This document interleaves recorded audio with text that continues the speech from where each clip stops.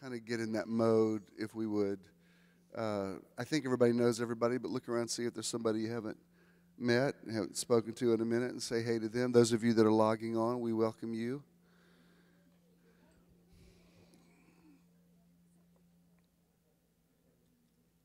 Man, that's loud.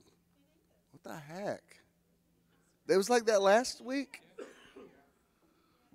I didn't even notice it last week. Wow. We're in agreement for a beautiful day. Let's go ahead and hit that, and we'll get officially started. For Good those morning, of you and welcome to Metron. in YouTube land. Metron is measure or sphere of influence, and we want to help you find your Metron through motivation, enlightenment, transcendence, renewal, outreach, and networking. Today is your day to find your Metron, and we hope you enjoy the service. Good morning, beautiful people. Glad to have you today. Welcome. Welcome to Metron. Those of you who have logged on in YouTube land, we're glad that you are with us today as well.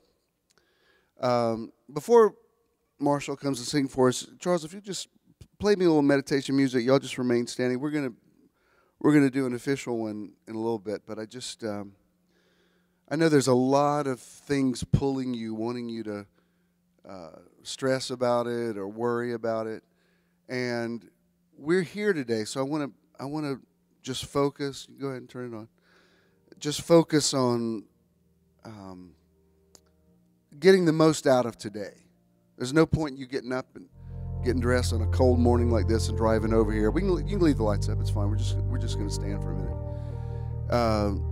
We'll do an official one in a little bit. But I know a lot of people are dealing with a lot of things. My phone has buzzed every 2 minutes this morning with people with issues. Most of them you don't know, but some of them you do.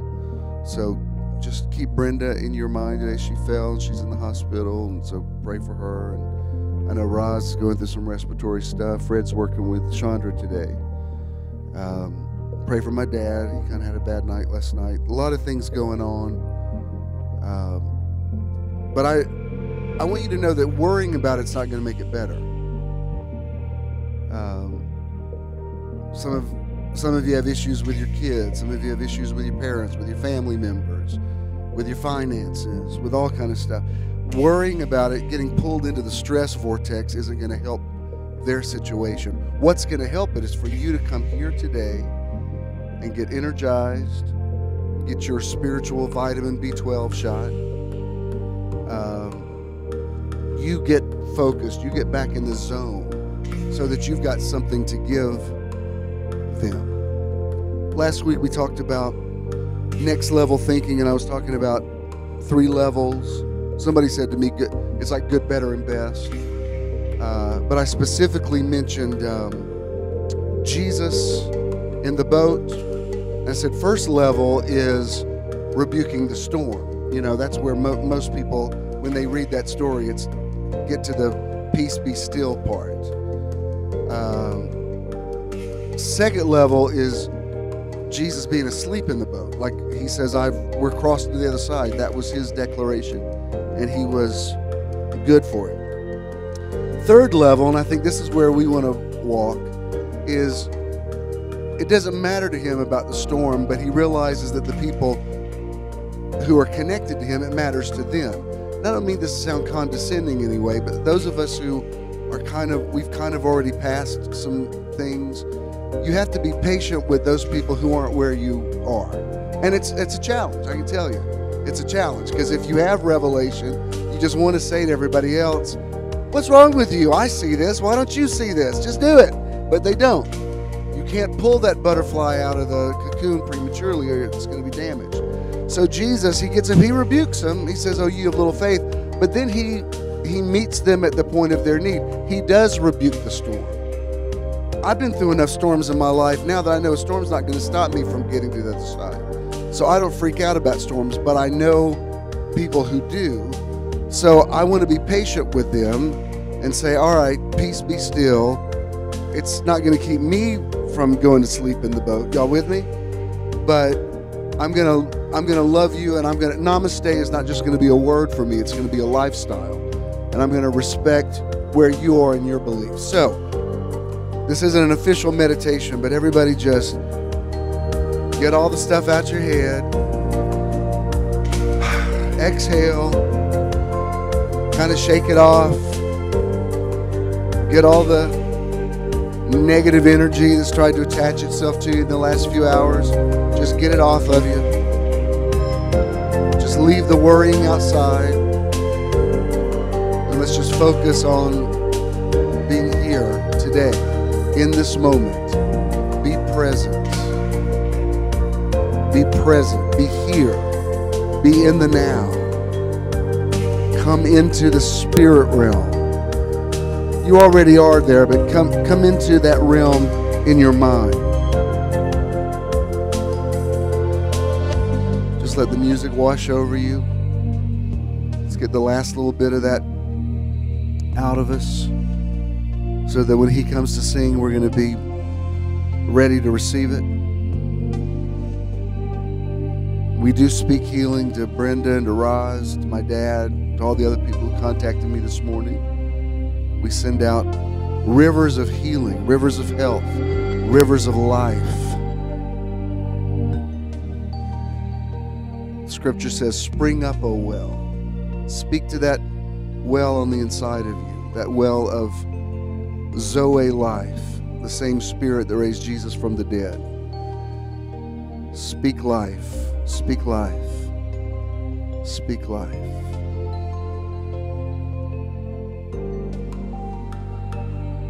Yeah, that's good. Those of you that are who are streaming, do it where you are. Get all that negative energy out of your house. Come into peace. Come into serenity. Come into the now. Come into revelation. As we've talked about, the Spirit is vibrating over the face of the deep. The vibration is taking us up higher. It's not coming down to us, it's pulling us up. The book of Revelation, he says, come up higher. So we want to come up out of negative stuff and gossip and all the nonsense everybody gets into on social media. We want to come up here. Come up here. Come up higher. Stretch your mind up to get to that place.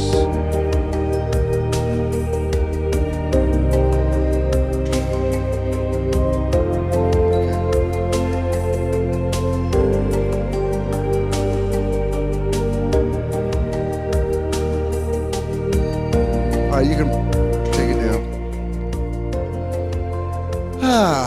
All right.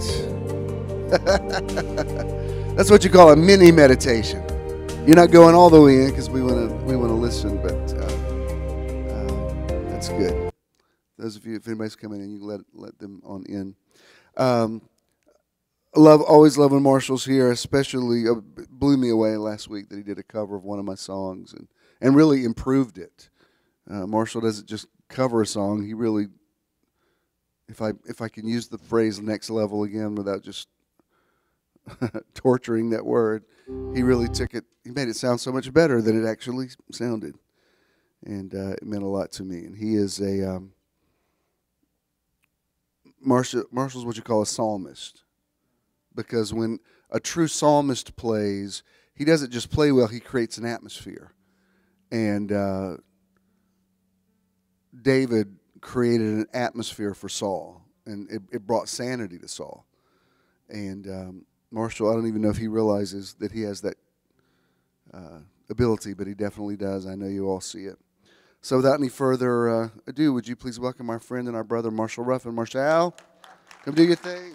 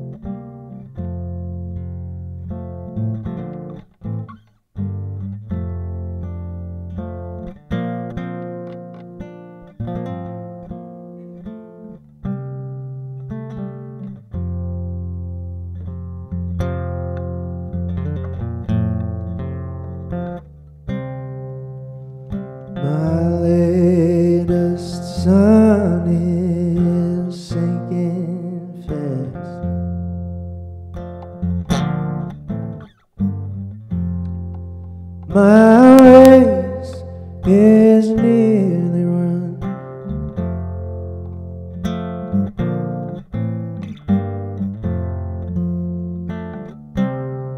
My strongest trials are now past.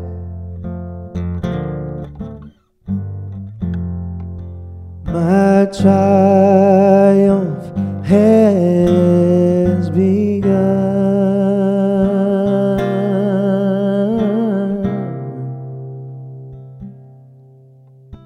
Come, come, angel man, come and around me stand and bear me away on your snow white wings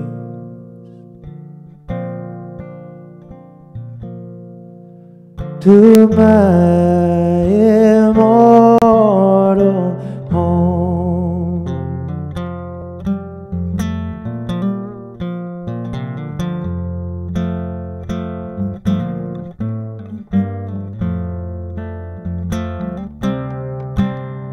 I know I'm near the holy ranks.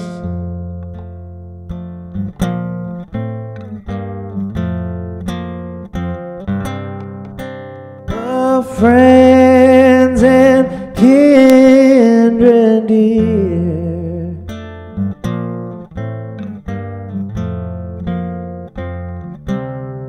I brush the dew of Jordan's banks. The crossing must be near.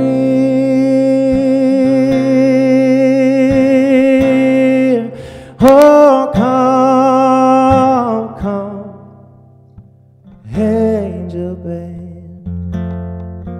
Oh, come and around me stand and bear me away on your snow white wings to my immortal home. Oh, bear me away on your snow white wings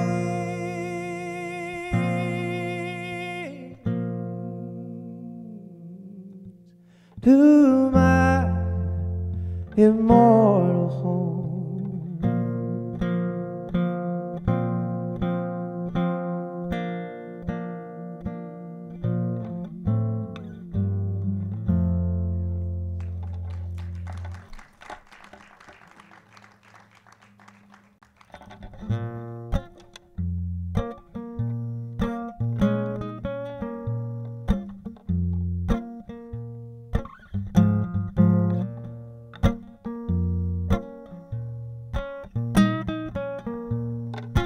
Every evening I have seen has been long and has been lean, from back when Mama cooked her hope into the family pan, washed it out with her feet in the sand.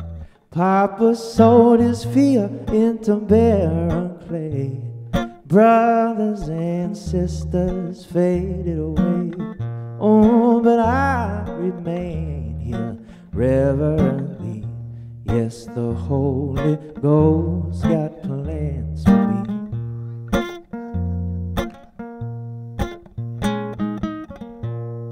And every single morning I have read the only book that's better than bread, for putting back a power to a withering hand, burying the burden of a wandering man. Said even though my path has been so hard to find, been covered in the earth, been covered in the vine. I know that the way is the remedy, and the Holy Ghost got plans for me.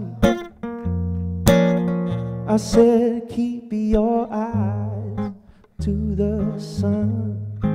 We are seekers, everyone, and though our time is sure to end in elegy, yes. Oh, fear no death by beast or man, for the shores of the promised land, those repentant and redeemed are bound to see. Oh, said even though my blessings, they may be few, yes, there's got to be some good working left to do. Oh, I will wait here reverently. Yes, the Holy Ghost got plans for me.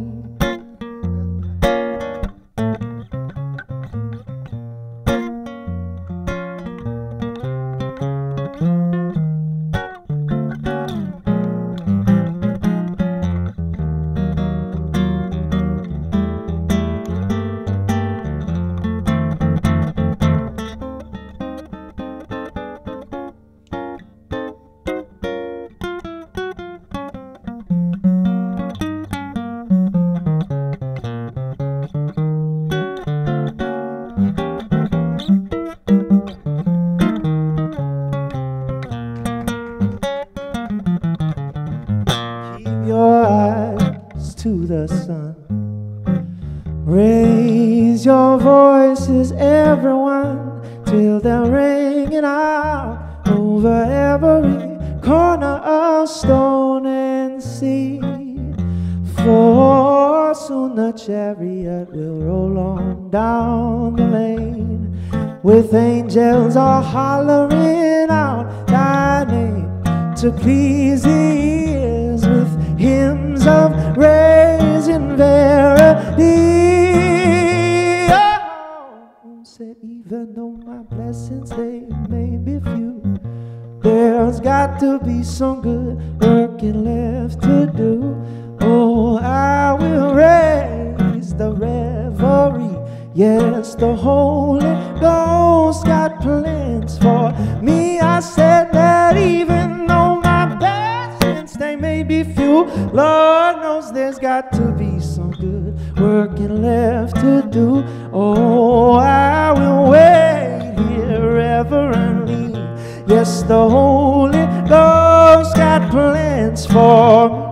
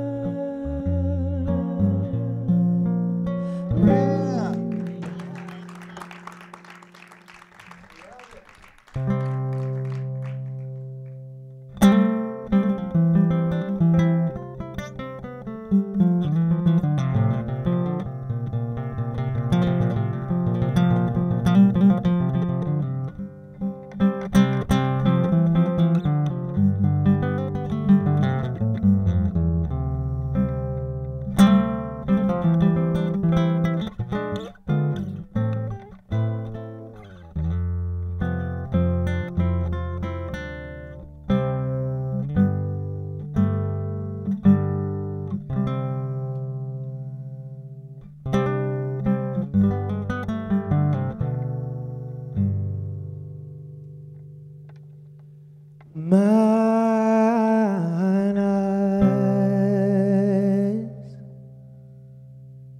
have seen the glory, oh, of the coming of the Lord,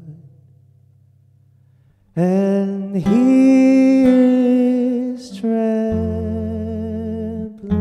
out the vintage where the grapes of wrath are stored, and He has loosed His faithful lightning Oh, from his terrible swift sword and his truth, his marching. Oh,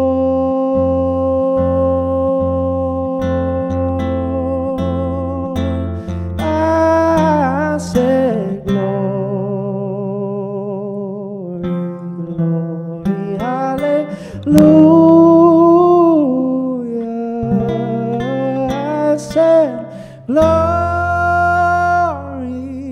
glory, hallelujah.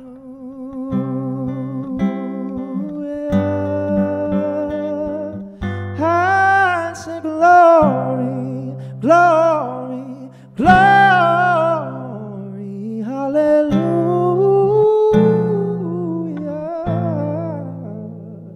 Oh, it's true. His marching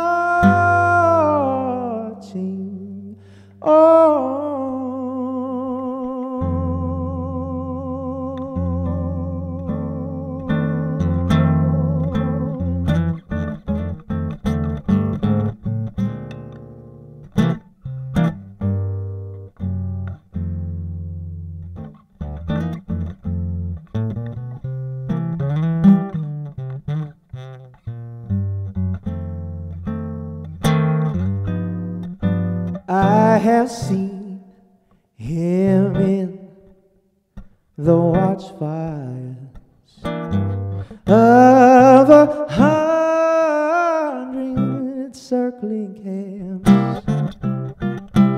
Oh, they have builded him an altar by the evening dews, and them saying, I have read, red is righteous, red is righteousness, sent by the dim and flaring lamps. Oh, his truth is marching on.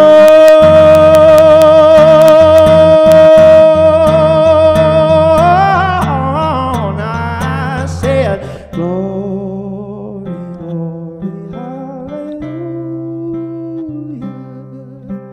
Glory, glory, hallelujah. Glory, glory, hallelujah.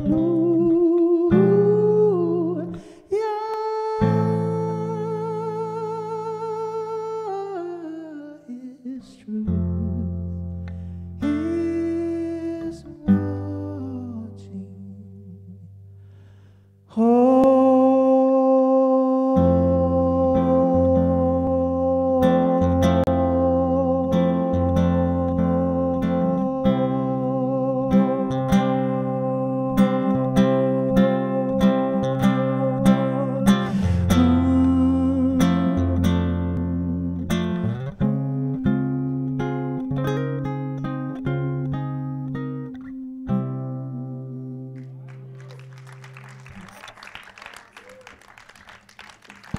Marshall Ruffin.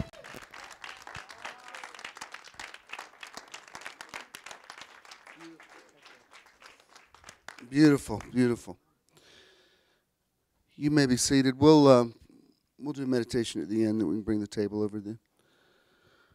That was beautiful, Bud. Thank you.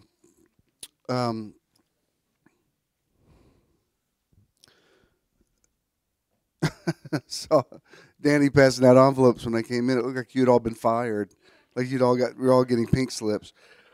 What these are is, this is our year of paying it forward, and after we looked at doing different logos and stuff, and I just decided, no, I just want an uncluttered card that explains what it is, that doesn't over advertise the church or Metron, because if you advertise too much, then it looks too gimmicky. So I just used the hashtag Metron. I usually do it in all caps, and that will take you to other information about it. But this is, I think, Avery, I think what you put 10 in every envelope. So just put them in your pocket, and if you see an opportunity, go where the flow is. Follow your energy, and it doesn't have to be a big deal. Like I told you the other night, I just the guy who was stocking the shelves at the grocery store asked me what cologne I was wearing, and I had a tester of it, and I said, "Here, just take it." And it was, for him, it was like a really big deal. He seemed really excited that somebody gave him something. It didn't even cost me anything. And sometimes just a little something. It may be a big something. Maybe you want to do something for somebody. But anyway, use these, not just this week, but we'll have them all year long. And but this is just to give you a little jump start to remind you. And if you have something that's already written that you can hand somebody, just to say, "Hey, we're doing a pay it forward thing." I just say church. Metron's not church, but there's no other way to describe it. So it's just better to use a word that people understand what you're talking about. Well, I know it's church, but you know what I mean. When you say church, people, they picture a steeple and all this kind of stuff. But if you say community, that sounds like you're about to kidnap them and take them to, this is from our community. So I like to use words that people understand. So this is just a way to say, "Hey, we're doing a pay forward thing at our church. Can I buy your coffee or whatever?" And again, it's not even, of course, of course I want people to come here, but it's not even a church growth strategy. I've done enough of those kind of things. This is just something that it's really for you to put the energy out there. When in Ecclesiastes where it says, "Cast your bread upon the water and it'll come back on every wave." That sounds funny because you think, well, just throwing bread on water, all you're going to do is get soggy bread. What he's actually talking about, if you read it in its context, he's talking about diversifying. He actually means send out 7 cargo ships, send them in lots of different areas, and something will come back to you on every wave. It's another way of explaining sowing and reaping. But when it says cast your bread on the water, it means put a lot of stuff out there.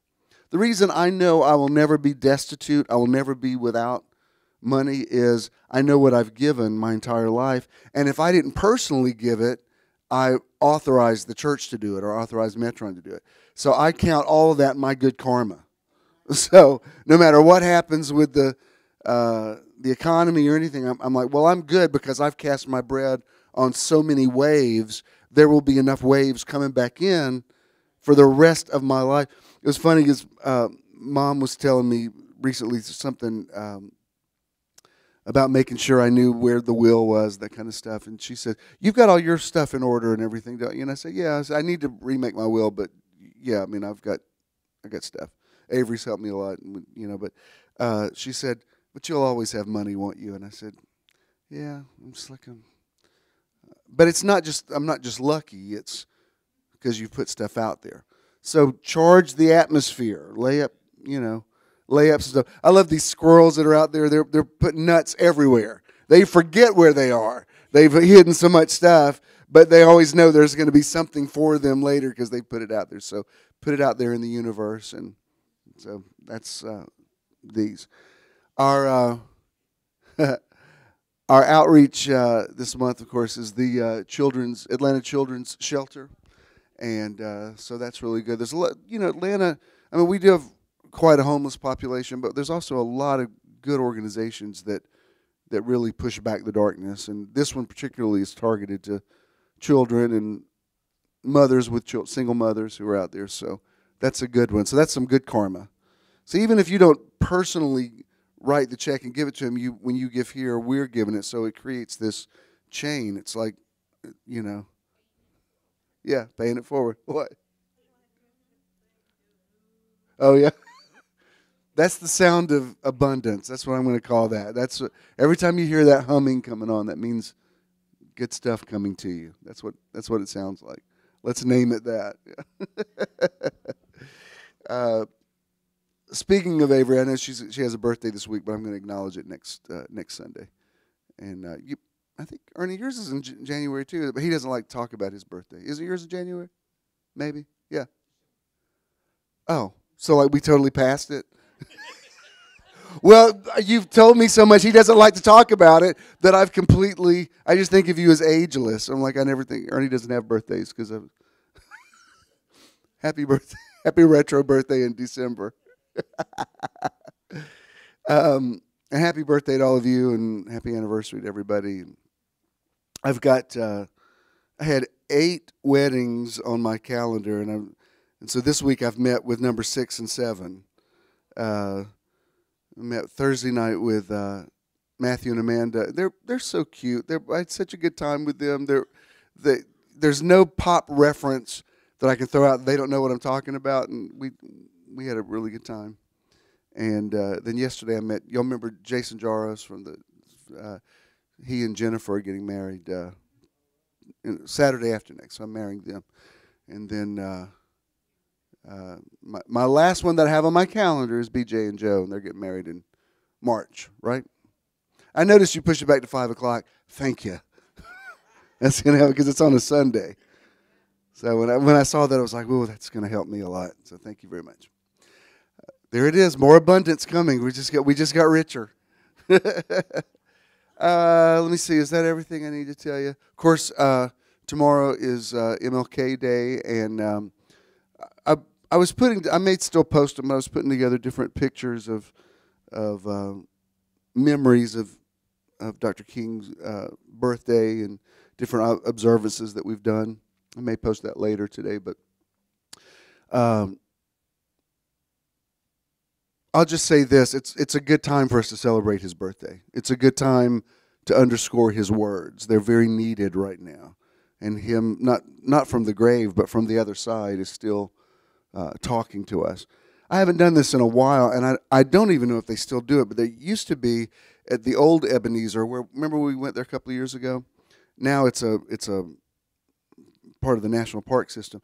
But it used to be you could go in there during the week, and they would be playing loops of his speeches, interspersed with Mahalia Jackson singing, and it was a really heady experience to walk in there. It was kind of like going into a time machine. But I used to go in there, and I'd be amazed at how something that he said in the '60s would be so pertinent, not just to our country, but to my personal life. And I say this every year, but remember, MLK Day is not a black holiday; it's an American holiday. And white people should never say, "Oh, that's for black people." No, it's an American, and it's a Christian holiday. Dr. King's the only Christian minister who's ever been honored in such a way. So, the slogan was always a day on, not a day off. So I'll say it this way: tomorrow would be a great day for you to pay it forward. That'd be a good way to walk up to somebody and say, in honor of, Dr. King and doing something. I'd like to do this for you.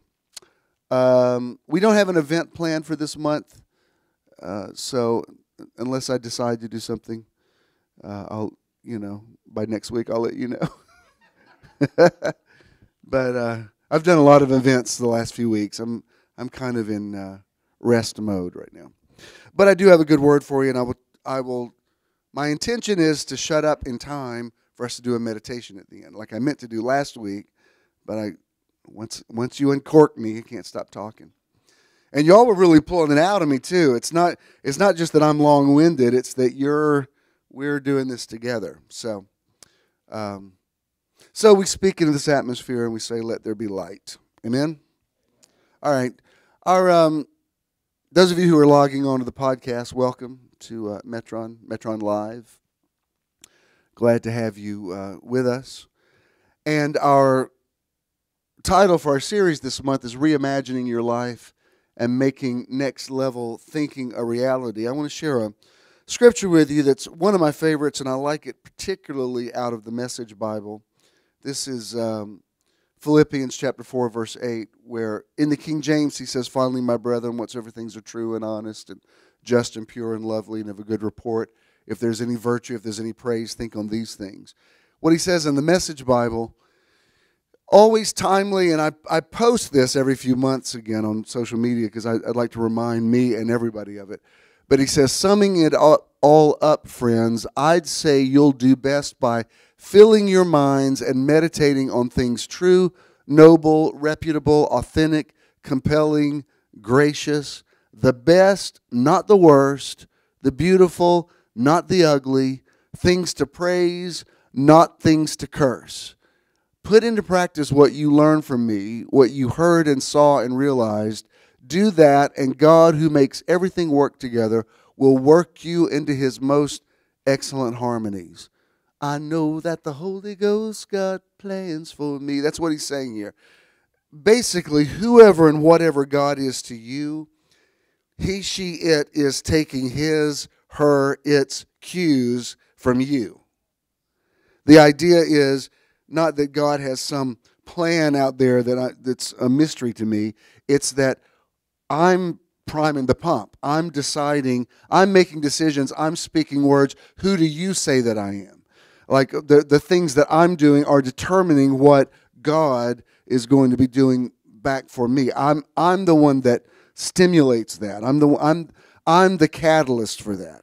I remember Mark Sharona teaching years ago about prayer is not the first word. That when you pray, you're responding to something that Spirit has already said to you. And prayer is not just this. Prayer is everything that comes out of your mouth. Prayer is the thoughts that you think. We're constantly, when Paul said pray without ceasing, that doesn't mean you close yourself off in a closet somewhere and speak in tongues nonstop. It means that everything you're doing is making a difference. Every word that you say, every thought that you think, it's prayer.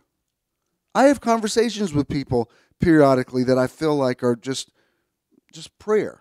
Just yesterday, it's a small thing, an easy thing. It's not out of character for her to do it, but I wasn't having a bad day yesterday. I was having a lot of people lean on me. A lot of them do, and I was just in that mode of text after text after text after text of people saying. Not bad things, but just please be in agreement. I'm hurting. I'm in pain.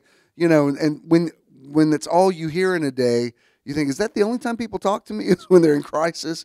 The first 17 that you get, you kind of blow off. But when it gets 25, 30, you're like, wow, I need somebody that's giving back. And I just got this text from Francis. She says, the vibrations are so high for tomorrow. I can't wait for it, and I just want to send some to you. And I'm like, That's a small thing, but it was like, oh, phew. I just needed a word that wasn't taking, a word that was giving back. And then, you get your second wind, and you're like, all right, I can be there for more people. But once in a while, you understand why Jesus was constantly splitting, like every few minutes the disciples were like, where is he? Where does he keep disappearing? It's because every conversation he had basically was people needing something. And he had to go recharge the battery. I'm not complaining about it. Believe me, I'm glad I'm needed. I'm just saying you have to have those people in your life who just speak words back to you, and it's all good, and I'm energized about tomorrow, and not an excuse of why I can't be there, but just like tomorrow's going to be great. I'm like, thank you. It's all I need. What is it in, where's the scripture where he says, I looked for just one man to stand in the gap? Remember where he says, the priests are all corrupt, and I'm going to have to destroy them all, but if just one person would tell me not to, would stand in the gap and make up the hedge, I wouldn't send destruction. Remember when Moses, he says to Moses, I'm going to destroy Israel, but if you'll tell me not to do it, I won't do it. So sometimes it just takes one person, which is why I really like the pay it forward thing. Sometimes it's just that little timely word, a word spoken in season. It's like apples of gold in settings of silver. Just when somebody's having a really bad day, just that extra something, Sometimes you don't even want to talk about it. It's just I want somebody to speak that word. So the reason I like this verse of Scripture when we're talking about next level thinking, you have to train your mind to be positive. I mean, it is a conscious effort you have to make every day, because most people in this world are not positive. They're just not. You'll notice sometimes when somebody says, how's everything going? And you're like, yeah, it's all good. Everything's good. And they go, I hear you. Like they think you're being sarcastic. You're like, no. It really is all good.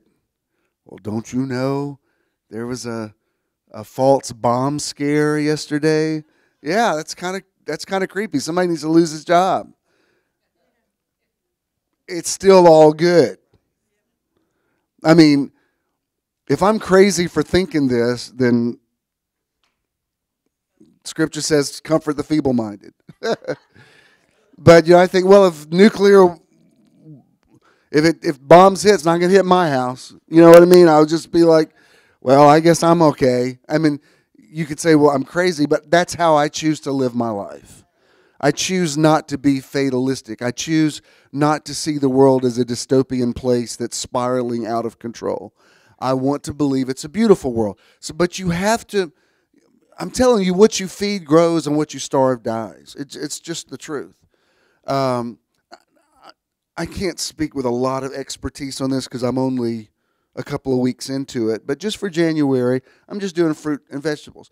And I'm not making any grandiose pledges about what I will and will not eat for the rest of my life. But I can tell you this, the less you eat sugar, the less you think about it. It's just true.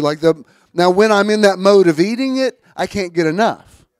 But if I go it takes a few days, but once you get past that few days, it's like, it doesn't even sound good to me.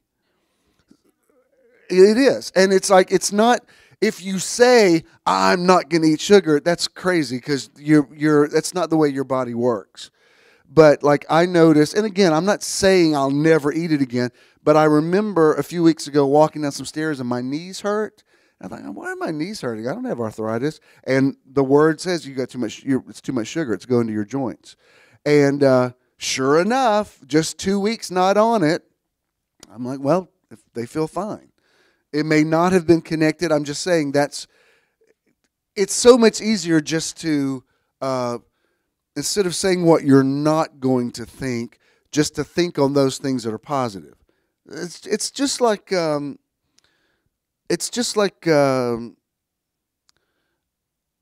well, nutrition in general. And since I'm on it, let me just say this. I'm bored with the argument whether you should or shouldn't eat meat. I can argue that point either way. I mean, I know that the food chain is carnivorous. Everything eats everything, so I know that's in nature. I know that we have canine teeth, which means we evolved to, be part of the food chain. Cows don't have it. Cows they're herbivores, and so their teeth are straight across. Ours aren't. So I don't want to argue with it about it, but I can tell you this. Just about 3 or 4 days of not eating meat, and you're very aware when you look at meat that it's a dead animal. Like you don't think about it when you're eating every day, but when you're not eating it, you look at it and you're like, oh my God, somebody killed something. It's the weirdest thing. It's like when you take something out, it changes, and it really gives you some clarity in some areas. I'm not saying I can't imagine not eating fish ever again, but I could see not eating meat or beef or pork. I could definitely see that. And I'm not lecturing you. I think people's diet's very much like their theology. You have to do what's right for you. You have to eat according to your conscience. If something doesn't bother you, then eat it. I don't. That's why I didn't want to post a lot about being vegetarian this month, because people get so legalistic about it. Even the first little thing I posted about it, people were saying, well, could we at least have some meat? Like, no, I'm not following you around at seeing what you eat. That's your business. I'm just saying for me. Now, I will tell you this. Can I just get real spooky on your rear end here for a minute? It may be my imagination, but just being 2 weeks meat-free, my spidey senses are tingling. I have clarity about things. Now, I'm just going to take it. I'm going to present this. You judge it. But one day this week, and I've noticed this happen several times, I will be in a place and I'm picking up on people's conversation. I'm not reading their minds, but there's something somehow being in their area. It's kind of, I don't know if it's like radio signals or Wi-Fi or something. I'll give you an example. One day this week, and I was already in the mode of thinking positive. Dr. Ralph had given me a couple of books, and I was looking through them, and I'm going to tell you this, I don't read a lot of books just because I want what I say to be my own revelation. I'm not against it. I'm just saying I don't. But I will, when somebody gives me something, I'll look through it and think, oh yeah, that's really some very good stuff here and some confirmation to stuff that I already. It's strengthening to see somebody else say something that's similar to what you're already saying. So I was kind of in that mode. And I was at Starbucks and I was thumbing through those books and I was looking at them and while I was there, this couple comes, this man and woman couple comes and sits down with another guy, and clearly from their conversation, they're planning a wedding. I wasn't eavesdropping. I could tell the guy had his book open and they were talking about stuff. So you know when somebody kind of comes into your field, you hear, at least I do, I hear the opening stuff, and then their words kind of become background noise. It's like I get acclimated to the sound of their voices, and then I go back to concentrating on what I'm looking at online or whatever. So I'm sitting there, and something made me think about Christmas, and I had the thought, where are we going to do Christmas next year? I mean, I know it's just January, but where are we going to go?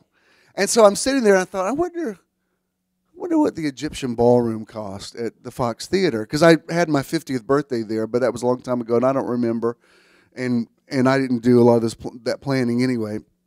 But I literally had this thought, we ought to check into the Egyptian ballroom. That would be cool. And as soon as I thought it, the guy says, now let me tell you about the Egyptian ballroom. So he starts talking about it. It's like he heard my thought. So I'm like, okay, that's really strange. So as he's explaining it, it's like he's not telling them, he's telling me. So as he gets through talking, I'm thinking, nah, I think that's too big for us. That's more than we need at this point. To which he goes, it's really too big for y'all for what you're wanting to do. And I'm like, okay, this is strange. I'm thinking something, and it's like I'm having this telepathic conversation with this guy. Again, maybe fluke, I don't know. But it seems like every day that I go without eating meat, I'm getting clearer and clearer. Y'all still with me?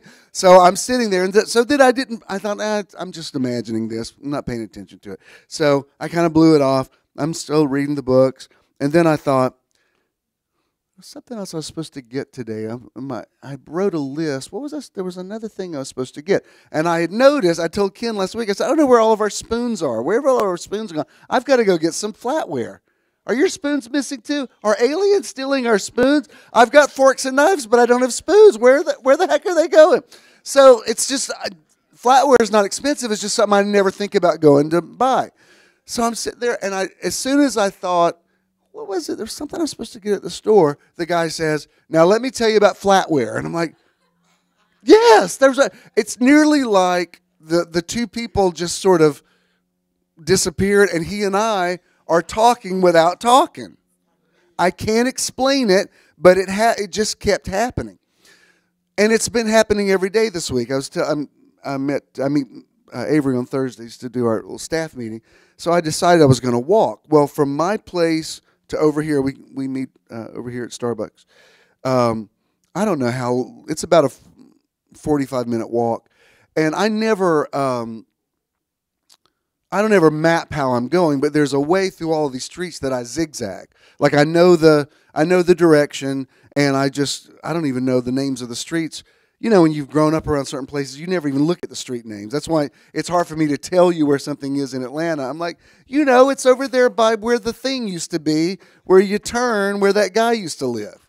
Like, I don't know the names of the thing. I can take you there. I can't tell you how to get there. So I was on the phone with somebody that used to go to Church of the Now, whose father had died, and I was talking to them, and I was hearing the usual. I hear this from so many people who will say, just want you to know you'll always be my pastor or whatever. And I've gotten to where I'm like, okay, fine. I used to get an attitude about it. I'm like, no, it's fine. I'm sure in their head that's the way they feel. That's so good. I don't get. They're grieving. It's not time for me to be sarcastic with them. So I'm just like, well, I appreciate that. But as he was talking, and I don't even notice what streets I'm on. I'm just going down this one, going this, boom, boom, boom. Just cutting off some, trying to get over here for my meeting. So as he hangs up, I thought, I wonder how many thousands might be over the top, but I wonder how many hundreds of people have come and gone out of my life in 46 years who still consider me their pastor. And I thought of this name of this couple, this gypsy couple that I used to minister to back in the 70s. You know, when you have a thought and you think, I know I have not had this thought in 30 years. I have not thought of these names. But I was walking, just got off the phone with him. I'm walking. I thought, I wonder whatever happened to Romular and Natasha. I bet he died now because he was kind of old in the 70s. So I'm thinking of them, and so help me. As I'm thinking, I thought, oh my God, I think I'm at their house.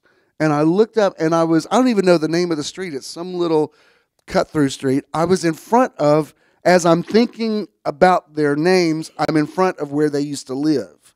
That I know I haven't driven through. I just would never drive down that little street. I don't even, it's back when I used to do a lot of door-to-door stuff around here back in the day. I don't even know the names of some of these streets. I thought, no way, this is freaking me out. But really, is this where they used to live? And I looked at it, I thought, yeah, because I remember they had a tabby cat that used to sit right on that ledge when I would come over here and bring them food. And I don't know, it was just this strange experience. Is this too Twilight Zone for you? Now, my feeling is the gift to be a seer is always there. But when you're, for lack of a better word, contaminated, physically, mentally, when too many things are in there with it, you don't have a lot of clarity. But it's been happening so much this week, I thought, I need to start doing readings. I'm just kidding. I have several people watching today who do that, so I honor y'all. It's not my thing. I just want to put it out there and teach public. Y'all get it. I like to put out a buffet. You know what I mean? I like to put a lot of things out there. You don't have to eat everything I serve, but I promise you won't leave hungry. There'll be something in there that you can eat. I'm not really the one-on-one guy that much. God called me to the nations. All right. So think on those things. I'm not telling you what to eat. I don't care what you eat. That's your business. I don't know what I've only said this for January. I don't know what I'm going to do. For one thing about diet, I hate when diet becomes an issue. Like every time somebody wants to do something, you have to have the discussion about what you eat and don't eat. That becomes very tedious.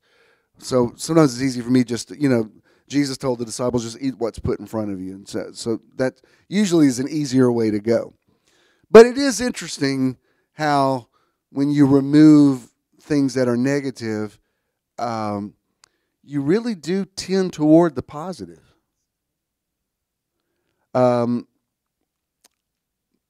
This is, I think, is the next one I have over here a quote? Yeah, this is the author that I was telling you about. I think Dr. Ralph requires all of his clients to read them, and they're really good books. What I like about Neville Goddard, I think he transitioned back in 71, I believe. But what I like about him, he's definitely a mystic, but he uses a lot of scripture, which is definitely what I do. And I like this quote. It says, change your conception of yourself and you will automatically change the world in which you live. Do not try to change people. They are only messengers telling you who you are. Revalue yourself and they will confirm the change. Man, if I was going to say anything else about my title, Reimagining Your Life, there's no better quote to wrap that up. And I will tell you this is going to help you with your family, with your children, with your spouse, with everybody. Stop trying to change people. You're only going to frustrate you and them. And for the most part, people are who they are. Either get on board with that or move in a different direction because they are who they are. Let me tell all you single people, if you marry somebody thinking you're going to change them, you need to stay single. Because just because y'all had a big party and somebody put on a wedding dress does not mean that anybody changed. They are who they are.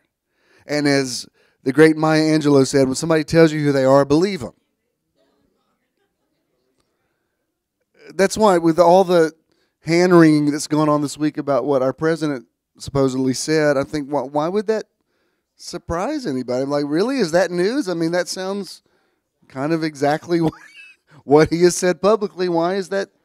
Really? Are you that shocked? And but that's true for everybody. As if I may reference Wizard of Oz one more time, you've always had the power to go home. Why didn't you tell her? Because she wouldn't have believed me. She had to learn it for herself. And that is the truth. The sooner you realize that people have to learn their stuff themselves, just like you had to learn your stuff yourself. Later on, you'll look at it and go, oh, I remember somebody told me that. But it doesn't matter how much they tell you until you see it, until you have an epiphany, until you have a breakthrough. You're not going next level. Listen, you can't go next level for somebody else. It has to be your decision.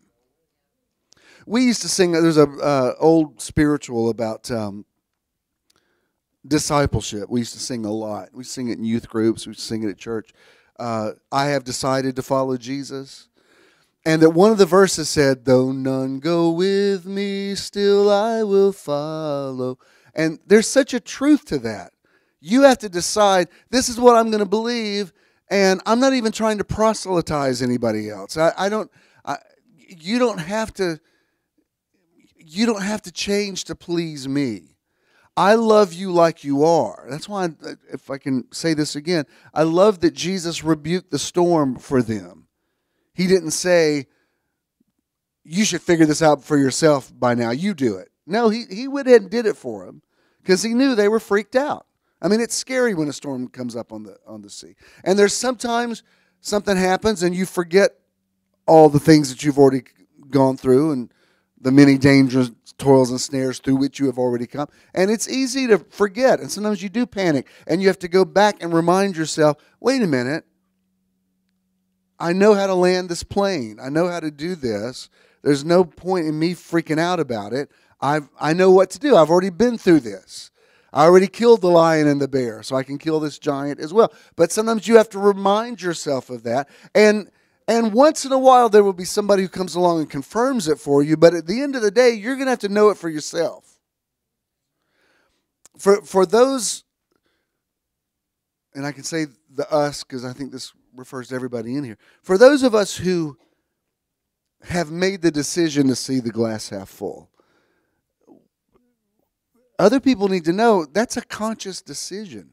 We still have our own drama in our lives. You know, I can tell you this. When you see that I'm kind of quiet on social media, it's because I just think I don't have a lot to put out there today. I'm saving all the positive words I can for myself because I need them right now. David's got to encourage himself in the Lord today. Because if I get too vocal, I'm going to start saying things that I don't necessarily want to energize.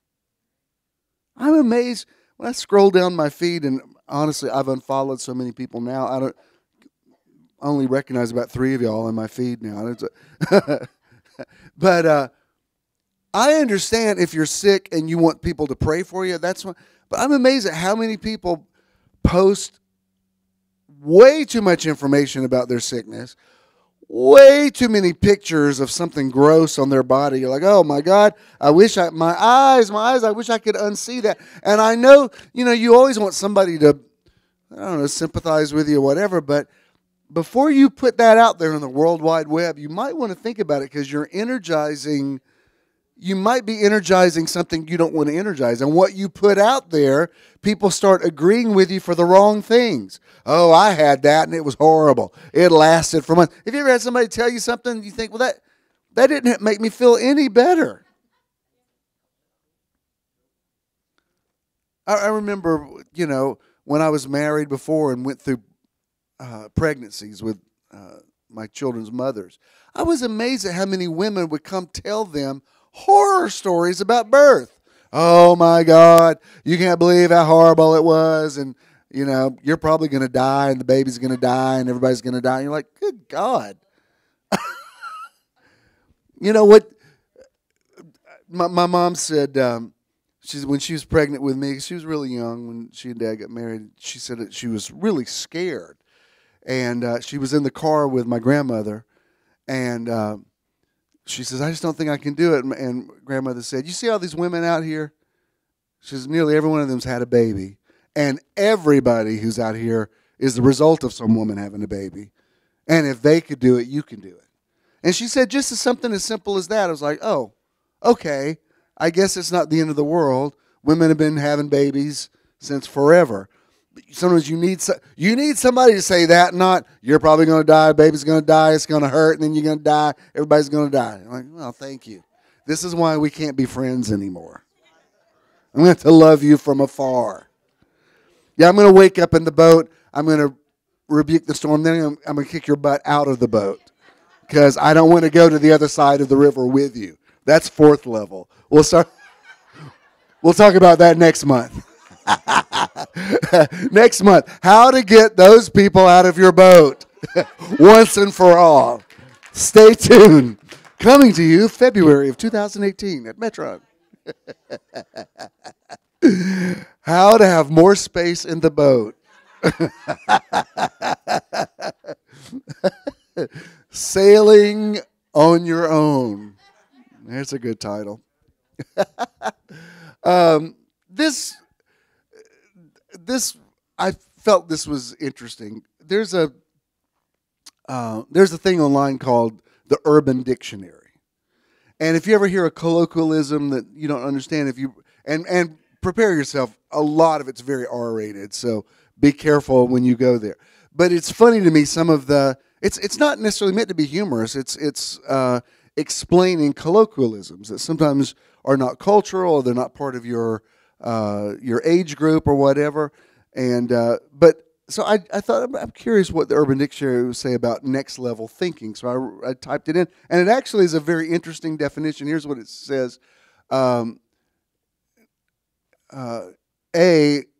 one is a level of thinking gained from, but not limited to, psychedelic drugs, dreaming, near-death experiences, or any epiphany of any sort.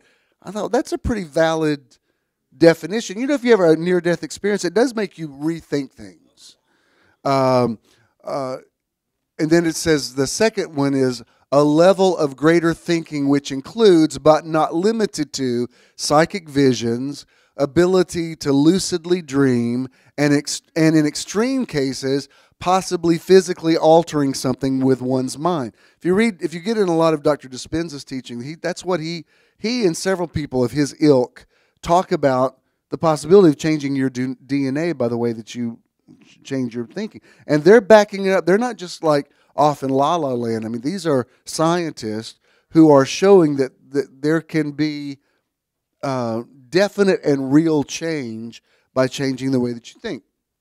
And then 3 is a better overall understanding of the universe and existence itself. I thought, that's pretty good, Urban Dictionary. I think that probably is true. And I'm not suggesting that you take hallucinogens, but a lot of great visionary teaching has come out of people who used mind-altering drugs. Now, they paid the consequences for it later because they became addicted to them and that sort of thing. But the whole idea, like the reason the Doors named themselves the Doors, because it was the opening doors of consciousness, and they did LSD and all that stuff that people did in the 60s that they thought was really going to take them to the next level. I mean, I can't tell you how many people have told me that they used to smoke dope and read the Bible, and they'd get all this revelation.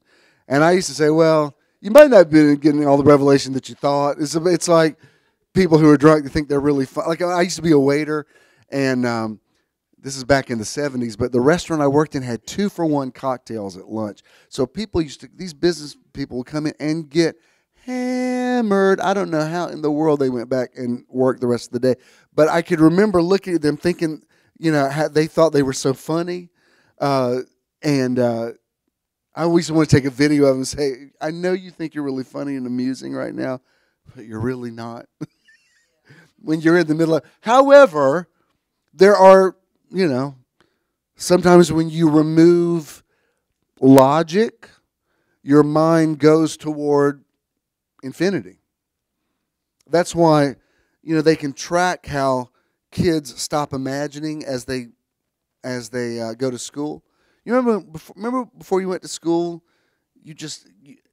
I can remember I didn't have a lot of kids to play with, but sometimes there'd be kids in the neighborhood I would play with, and we would do things like we'd get on the swing set and say, all right, this swing set we're in a boat out in the ocean, and there's sharks all around us. If anybody falls off, this shark's going to eat you. And so the game would be like to push somebody off and they get eaten.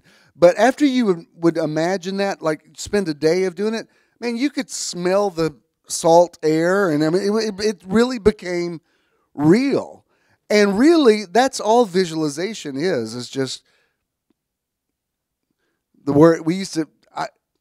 I was an adult before I realized people were saying play like, because I used to think it was a word. Like we're pirates. Like we're stranded on an island. And I can remember we'd plike it for so long, it felt really real. But then as you go to school and you learn logic,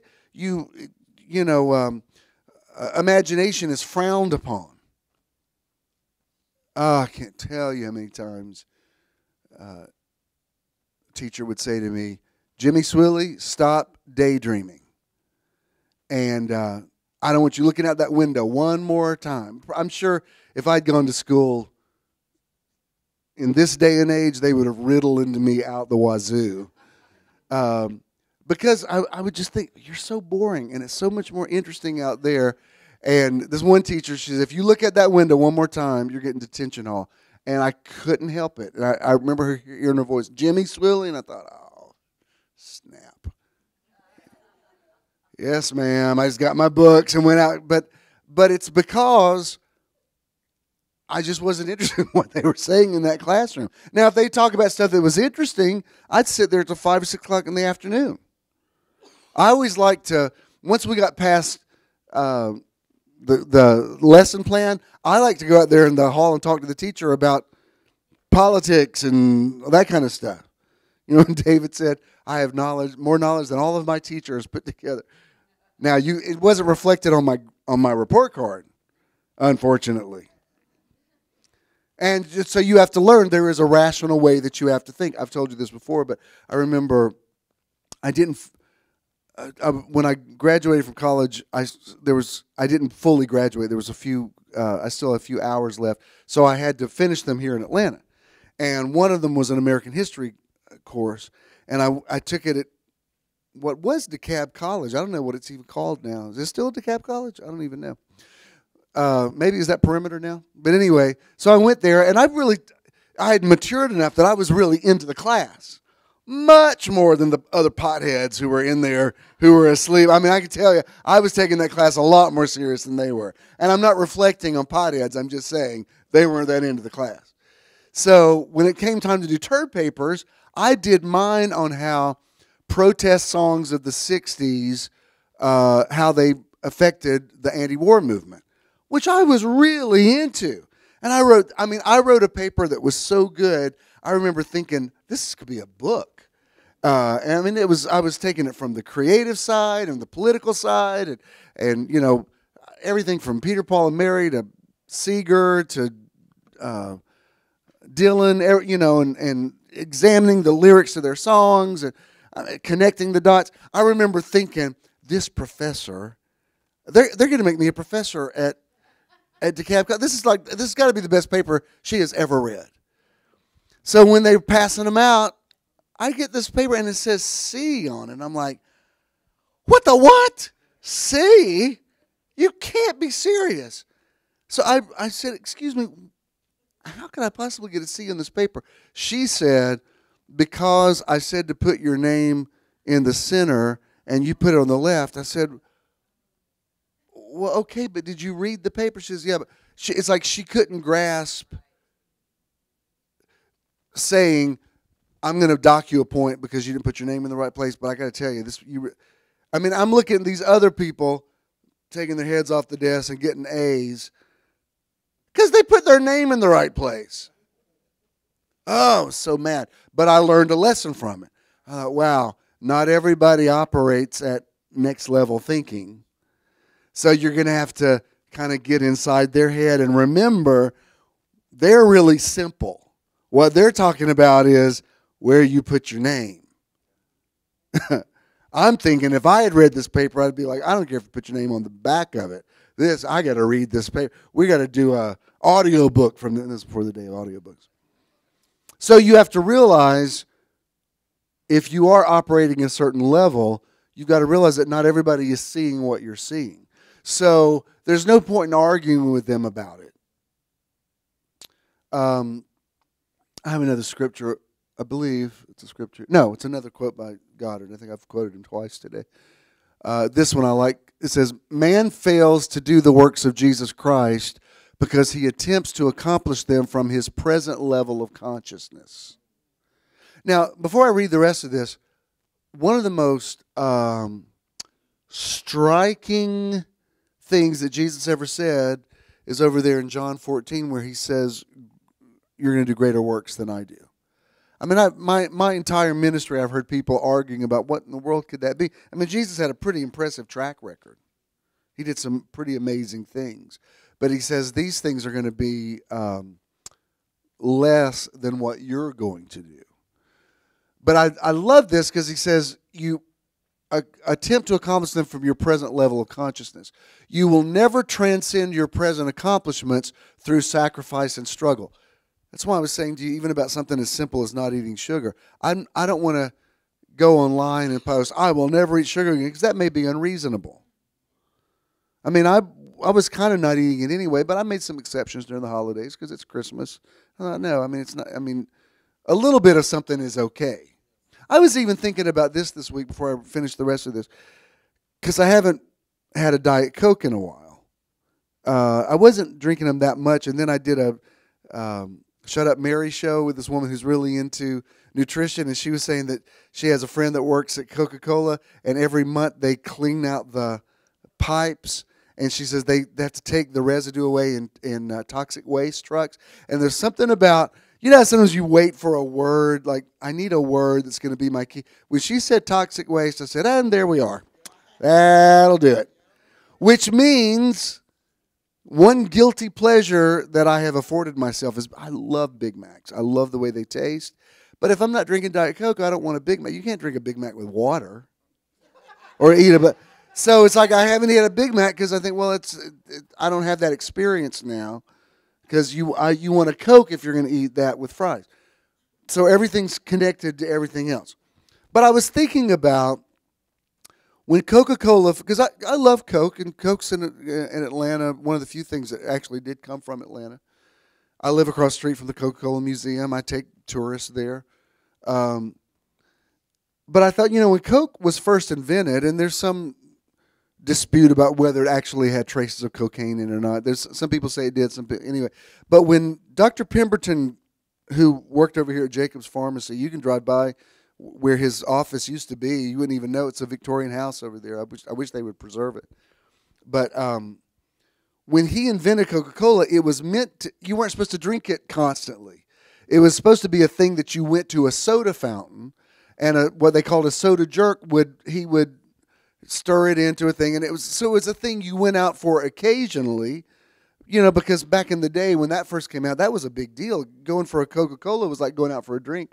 And so that probably was fine and was harmless. Once it became bottled, and then it was accessible, and now these big, have you ever gone, you know, you get something you get a Coke at a theater, and it's already in a tub that is twice the size of the human bladder, and they say, you know, for another 50 cents, you can upgrade to a large. I'm like, this isn't a large. This is already an obscene.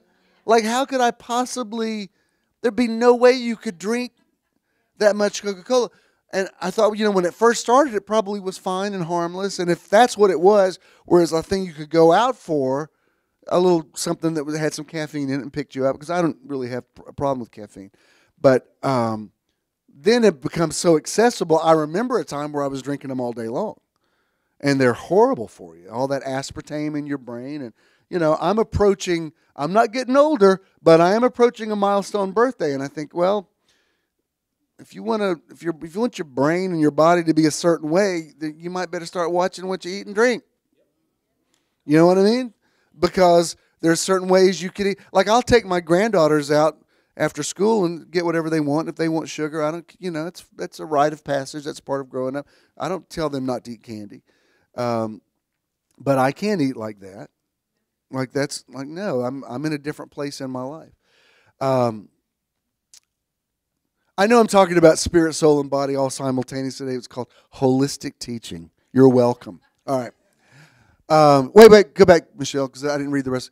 You will never transcend your... Oh, yeah, I did say that. I'm sorry. Your present level of consciousness will only be transcended as you drop the present state and rise to a higher level. You rise to a higher level of consciousness by taking your attention away from your present limitations and placing it upon that which you desire to be. Do not attempt this in daydreaming or wishful thinking, but in a positive manner. Claim yourself to be the thing desired. I am that. No sacrifice, no diet, no human tricks. All that is asked of you is to accept your desire. If you dare claim it, you will express it. Now, this is interesting because there's a difference between saying, I am or I will be. If you say, well, after the first of the year, I'm going to blah, blah, blah. No, you're not. New Year's resolutions, I think we all know, they last maybe the first week of January. So what you have to do is change your I am status. Like, okay, I am healthy. And you start talking that way about yourself. It's a natural inclination, because if you make better choices and you start feeling better, it's not a sacrifice or struggle. It's just, this is a better way to live. This is a better way to think. And I don't have to lecture other people. As soon as somebody starts lecturing me about anything, it's not that I'm rebellious to it. I just don't relate to it. What I do relate to is somebody who's walking in something I'm not walking in yet, and I'm curious to know their key. Like, well, how did you get there? And when they tell me that, I think, oh, well, that's interesting. I want to incorporate that. If you ever had a conversation with somebody and they tell you something, you're like, that was a key you just gave me, and I will not be the same after you could tell me not to drink Diet Coke, and I'm thinking, mind your own business. When I'm sitting there talking to somebody and she says the word toxic waste, there's something about visualizing toxic waste trucks, and I thought, I think I love my body too much to put that in there. So I know I am what I eat and what I drink, so and once she said that, I thought, thank you. I don't know that I'll ever have a conversation with you again, but you just helped change my life because you gave me a key. I don't need to join the Diet Coke's Anonymous group.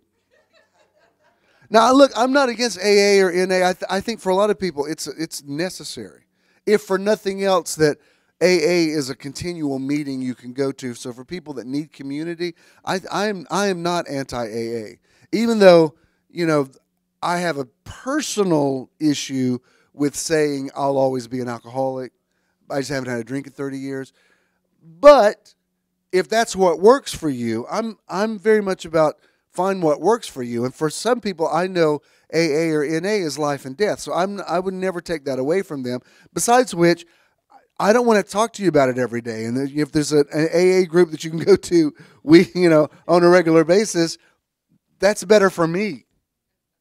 Because I might not have enough to say to you. You know what I mean? If there's certain things, if you haven't experienced, it's very hard for you to empathetically counsel somebody. And so sometimes you need people who have sort of been where you are, who can help walk you through it. Y'all still with me? All right. Here's the scripture I was referring to, and this is out of the Jonathan Mitchell. Some of these phrases in the Greek, they're too good for me not to share with. He says, "It is certainly true, the person habitually trusting and progressively believing into me, the works, actions, deeds, which I myself am constantly doing, habitually performing, progressively making, constructing, creating, forming," I love all those words, "that one also will proceed doing or performing, making, creating, and he will progressively be doing greater than these. Because I myself am progressively journeying or traveling or going from this place to another toward or facing the Father." I love this because Jesus is basically saying, I'm only in this body for a short amount of time, then I'm going next level. Listen, I want us to think about this. Marshall, he opened with the song Angel Band, which is really, it's a old song, it's a beautiful song, and it's initially about somebody dying. It's like, "Oh, come angel band, come and around me stand, bear me away on your snow white wings to my eternal home." And it's a beautiful song. I actually love this song. To me, it doesn't just mean dying. When I say angel band, come bear me away, it means I'm asking for supernatural help to take me next level. I really want us to become that generation where, I'm not telling you not to cry at your mother's funeral or stuff like that. I'm sure I will when my parents transition. But I want us to stop thinking of it as death. I want us to start thinking of it as transitioning to the next level. Like I said, the consciousness should be, use this body for as long as you can, and when this body doesn't serve you any longer, you go on, but you lay this body down and you go to the next thing. So that it really is not an end. And believe me, I want to, as long as I'm in this house, I want to make it as good as possible. While you're still living there. I'm not going to live where I indefinitely, I guess. But in the meantime, Ken just bought me a new washer and dryer, and we used them for the first time last night. And they're so high tech. You would have thought we had a new car. We're like, look at this. Look how it spins. These new ones don't even have an agitator in them, and they go really, really fast. I kept calling them, and I said, come here, look at this. And you see through the lid, and you're like, this is so George Jetson. And it's got more buttons than I would ever need. Like, there's a button on your dryer, there's a button for jeans, there's a button for towels. I'm like, this is way too much, but I love it. And the washing machine I had, the agitator was off it kept getting off. So it would go, ba-dunk, and sometimes I go in there and it's like, and you'd have to like stop it. I mean, a couple of times it scared the bejesus out of me. Like, what is that? Oh, it's that washing machine. This new one, it's like turbo. It's like, ooh, I don't think my clothes have ever gone that fast before. When I put on, yeah, and it's amazing. When I put on what I washed last night, I was like, it feels like it's vibrating. It's like my clothes, something happened. My clothes they've been next levelized. And then this is, some places credited Leonardo DiCaprio with this, but I think it's just an anonymous quote, but it's a great quote. And it's just simply this: every next level of your life will demand a different you. That's the concept of going from glory to glory. The butterfly can't go back and hang with the caterpillars because the butterfly is a different entity now. Going from glory to glory is reincarnation. To incarnate means you come into flesh. And reincarnation isn't, when I say that, I'm not talking about a Hindu philosophy that you die and come back as an animal or something. But it's the concept of it, that you die on one level. There's a phrase that Paul used in Galatians that always, it's one of those phrases that has a strong energetic vibration. It's where he says, I'm crucified with Christ, but it's no longer I that live. But he says, and the life that I now live, I live through in the knowledge of the Son of God. But I love that phrase, the life that I now live. This is why you should never have regret. I love every I loved high school. I did. I loved high school. I loved college. I mean, no, I didn't love everything about college, but I loved being out of town. It's the first time I loved feeling independent. I loved having friends. I loved being in Florida. Not all the time, and I'm sure as I get further away from it, I'm sure I'm reimagining it much more ideally. Like when I talk to my friends, Howie or Dominic, they're like, I don't ever want to go back to that place again. And I think, well, I think of it differently. Like when I think of it, I'm not talking about the way they are theologically. I'm talking about, when I lived with all you guys and we just had fun all the time and we were going to the beach. That's when I talk about school. That's what I'm thinking of. But I don't want to go back there and live. Like when we went back there earlier this year. Was it this year? Last year? I wanted to show Ken where I used to live, and Lakeland's a beautiful area. I love Lakeland, and I mean I love it. But I didn't feel homesick for it. I walked around. I looked. I used to live in this dorm, and I'm telling him funny anecdotes, and I loved living there. But I don't want to live there now. If you said, "Do you want to go back and live there?" I'd be like, "No, I couldn't go back and live there now." That's why when somebody says, do you miss church in the now? I'm like, no, I don't miss it. I loved it. I'm proud of what it was. But I'm in a different incarnation now. The man that I am now couldn't have probably even preached at church in the now. And that's a very kind of sobering idea, because we were pretty open-minded, but I think I'm so different now. Like somebody asked me for a year in the now, and I sent him, somebody who's in rehab, and I sent it to him. But I said, just so you know, I don't even talk this way anymore, but I think the concept of living in the now is very valid, and this will help you on a daily basis. I don't throw them away. I'm happy when Avery says, we sold 7 a year in the now on Amazon.com. I'm like, yay! Where's the royalty check? But that doesn't mean I think that way now. I think, well, that was a time in my past. Matthew told me Thursday night when I went out with him and Amanda, I didn't know that he had a minor. When he went to Georgia State, he has a minor in some kind of religious studies. And he says, I realized when I talk to theologians, I know more about the Bible just from sitting under your ministry than most of them know. He said, I'll just quote something, and they'll say, how do you know that? And he goes, y'all don't know that? And I said, well, that's a great compliment, I think, because I remember having lunch with Van Cronkite a few months ago, and we were talking about, I said, I've read the Bible, taught the Bible for so many years that it's affected my brain chemistry, so I'm not even trying to make biblical references. They just, my language is peppered with biblical references. And he said, is that a good thing? And I said, wow, that's an interesting question that I don't know that I have the answer for. I'm glad you asked it, because it does make me think. Maybe nothing against that, and I'm proud of that, but maybe there is next level thinking. Now, if you just heard, Bishop just said we don't read the Bible anymore, I think you know better than that. But I sure read it in a different perspective than I used to read it.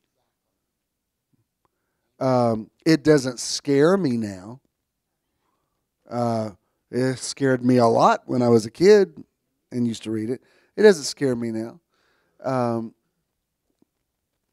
You've done some good posts about that even recently, about, rethinking. Even when you hear certain ministers, you don't debunk them, but you think, wow, I'm on a different planet from you. And but I couldn't go back. Sometimes I think, I wish people would start inviting me to go speak, but I think, where would I even go speak? I mean, what churches could have me? It's like I'm blazing such new territory that, it's a challenge to go just about anywhere. So I realize that, and it doesn't hurt my feelings that I don't have all these invitations. It's, well, I'm on the very tip of that knife blade, of that ship. And so we're cutting through dangerous waters. I mean, I can't tell you how many people will write me and say, just so you know, we watch your life all the time to see how it works out for you. because you give us hope or whatever. And I think, well, okay, that's the burden of a pioneer. And I'm really at peace with that. But I love this. Every next level of your life will demand a different you. It's basically it's Jesus saying you can't put new wine into old wineskins. Because if you do, the fermentation process, they used to actually put them in the belly of a goat, and as the hide would tan, I guess you call it tanning, the wine would ferment. But the fermentation process would be in sync with what was happening with the flesh of the animal. If you put new wine into an old wineskin, it's like some of you had grandmothers that used to can, and if you they had to sterilize those cans because if anything was a germ in it, it would cause them to explode. I mean, it'd be like bombs going off. And so that's what happens when somebody wants to adopt your way of thinking and they haven't gone through your process. It becomes counterproductive for them. Like if somebody ever says to me, I tried that. I tried thinking positively. It didn't work for me. And I think, well, the very fact that you say it that way is exactly why it didn't work for you. There's just something, like I used to, back in the day when everybody was in a multi-level thing. I'm not anti-multi-level, but there was a time when everybody was in, that was a thing. And I used to see the people who would do well in multi-level businesses were people who were just entrepreneurial anyway. They were self-starters. They would have done well at whatever they did. And the people that went to the sales pitch and heard they were going to be driving a Cadillac this time next year, they didn't do well. Because there's some people that the way they think they need a boss to tell them what time to show up. There's a certain mindset that you have. It's why my dad and I used to have difficulty explaining how we saw ministry, because he never could understand why I wanted to start a church. To him, that was hard work. Why wouldn't you just go to a place where it's already established and they already have a church? And I would say that would make me want to kill myself. I want to go create an environment where I can say what I want to say and not have to deal with a whole bunch of elders that are going to be mad at everything I preach every other day. I mean, I want to start a church so that I'm the immovable object. Because if there's an established church that invites a pastor, and they, believe me, I watched it my whole, not from my dad, but from my whole life. If those people on that board didn't like you, you had to get a new job. When you start a church and you make up all the rules, you're like, well, I'm not going anywhere. If y'all don't like it, you got to go, because this is, I'm not being rude. I'm just saying whoever was here first is the one that, unless you have a constitution and bylaws that worked you out of a job or whatever, but that's the only way I could see it. Like, why wouldn't you want to do that? He saw an empty building as, oh my God, you got to go in there and clean that place up. I saw it as, no, look, we could totally knock out this wall. But I'm just a natural entrepreneur. But if you're an entrepreneur, you have to know how to be a self-starter.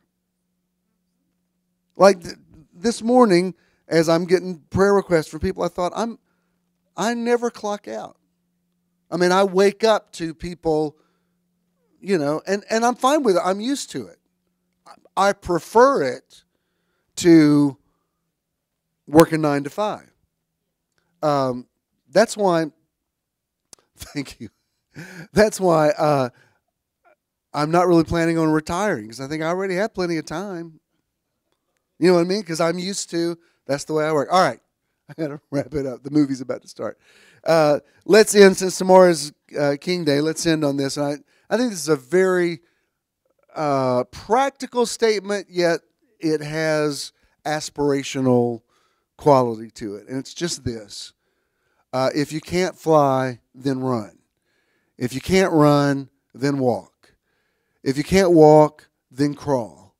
But whatever you do, you have to keep moving forward. Look, you don't go next level all at once. There's parts of my thinking that's already very evolved. There's parts of it that, something will happen. You think, oh, buddy, you still got a long way to go. It doesn't, everything's not happening like a monolith. It's not happening all at once. You have parts of you. There's parts of you that are very mature, and then somebody can trigger you in a certain way, and you're 7. Do you know what I mean? And you have to know that about yourself. So we're going to leave it with Dr. King. Yeah, just do what you can. When I posted about just eating plant-based this month, a couple of people wrote and said, well, I had Brussels sprouts tonight.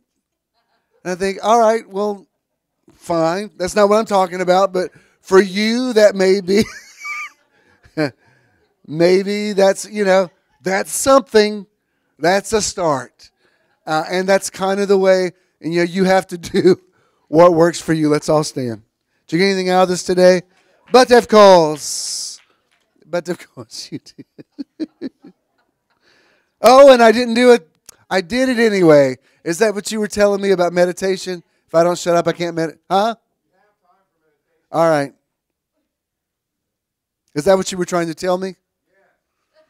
Let's just do a 5-minute one. Because if I don't do it, I'm going to get home and go, why didn't you shut up and do the thing? That's right. And I think it's important. Thank you. I love the way y'all think. Sit down. Y'all are so next level. We're just going to do a 5-minute one. Because I don't want to, I think the meditation was really important, and I don't want to lose touch with it. Bring the lights down. There's nobody coming in this late. It's just us. Nobody here but us chickens. If you're new among us, just relax. Just you'll get it. We got plenty of time. I love that you want to do this.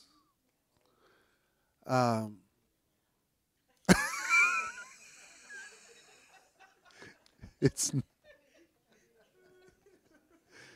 not a nap, Leona. Give me some music. Feet on the floor. Feet on the floor. Put both feet on the floor. Empty your lap. Sit up straight. It's very important that you align your spinal column. Just sitting up straight changes the way that you breathe. Keep your head straight forward. Probably want to close your eyes. Let's concentrate on our breathing. Inhale through your nose. Hold it. Exhale through your mouth. Dr. Sheila was explaining to me why it's important to inhale through your nose, exhale through your mouth. Actually, there's an advantage to it. Inhale. Exhale. It's mostly about breathing, and I know a lot of you are having respiratory issues, so breathe some health into your lungs right now.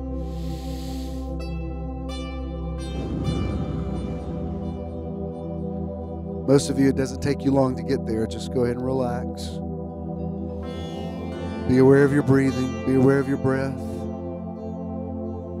Breath and spirit, those words are used interchangeably.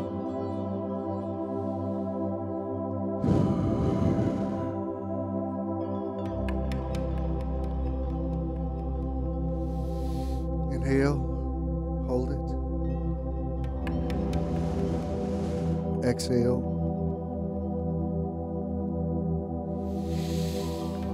Inhale.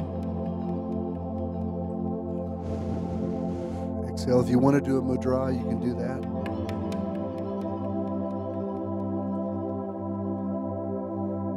Whatever way you breathe, just be consistent with it.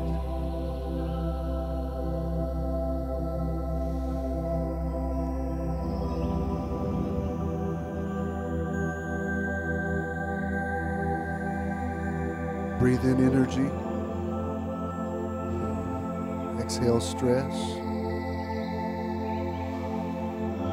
Breathe in serenity. Exhale worry. Breathe in peace. Exhale strife.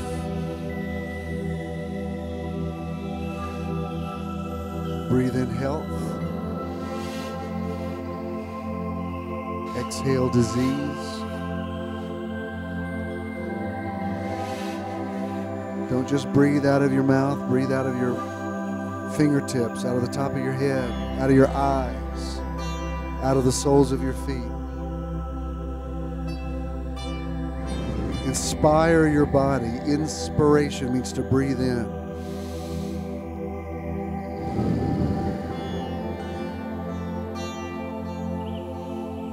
Be inspired. Inspirate yourself.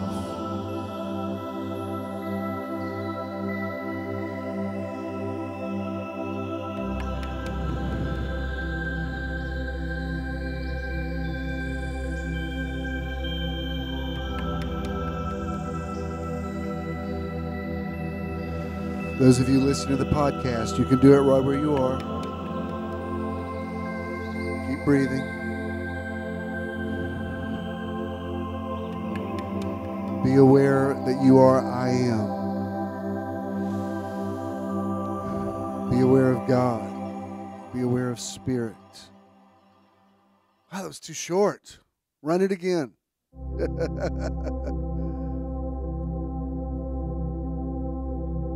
We'll do a quick turnaround, quick tear down when we're through, but you need this. I need this. We need this. Just a few more minutes. Find the oasis. Find the calm place. There's strength in your serenity. Strength in spirit.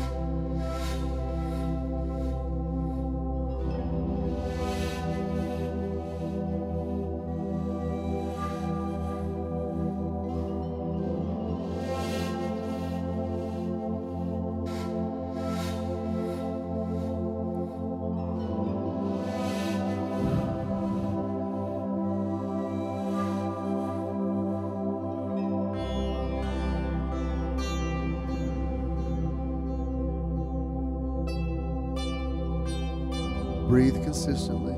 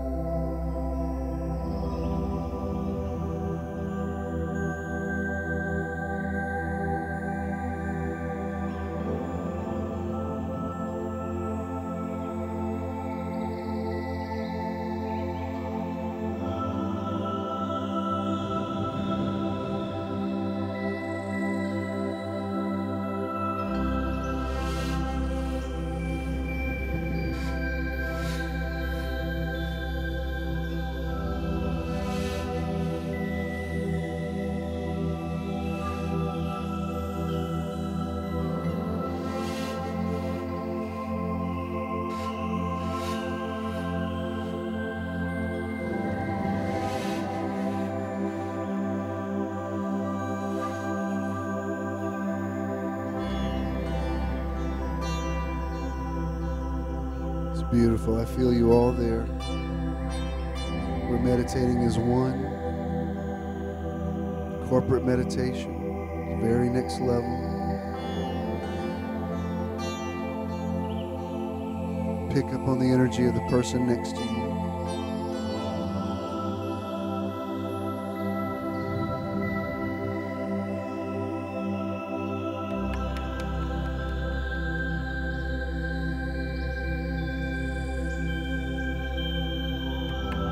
while it finishes up, you might not want to take the hand of the person next to you, but just touch them in some way.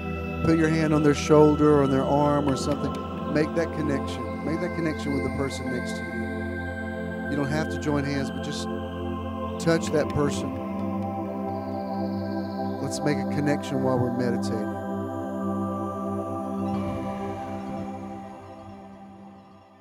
It was good. We caught it right there at the end. Beautiful. Thanks, Charles. Let's all stand. Oh, I'm so glad I did that. So glad we did that. All right, look. It's late. Later than normal. Fred and Roz aren't here, so some of you people help Ken with the tear down. Appreciate it. Ken and BJ. We don't have to run the thing. Y'all know what to do. Thank you for those of you that give online. If you're making a check, make it to JESM. If you have cash, pay it forward. Don't forget your pay it forward cards.